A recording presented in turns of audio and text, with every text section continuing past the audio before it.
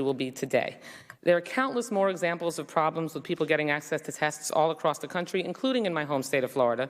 We need to have someone in charge of making sure that as many people as possible across this country have access to getting tested as soon as possible. Who is that person? Is it you? Is it the Vice President? Can you give us the name of who can guarantee that anyone, but especially healthcare workers who need to be tested, can be? As I tried to explain to Congressman Green, from the CDC perspective. Okay, I'm asking for a name. Who is in charge of making sure that people who need to get tested, who are indicated to be tested, can get a test? Who? Yeah, I was trying to say that the responsibility that I have at CDC is make sure all the public health labs have it, and they can make the judgment on how they want to use it. But they're referencing people who have been advised to be tested to you, and they've been turned down. So is it you?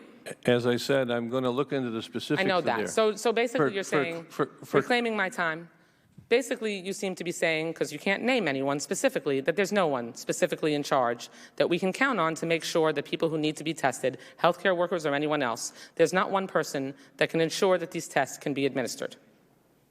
Yes or no? My colleague is looking at me to answer.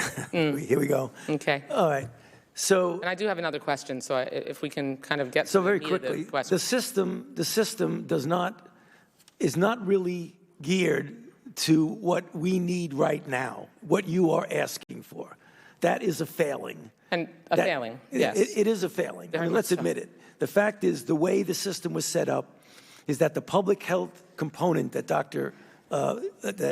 Redfield was talking about was a system where you put it out there in the public and a physician asks for it and you get it. The idea of anybody getting it easily, the way people in other countries are doing it, we're not set up for that. Do I think we should be? Yes, but we're not. Okay, that's really disturbing, and I appreciate the information.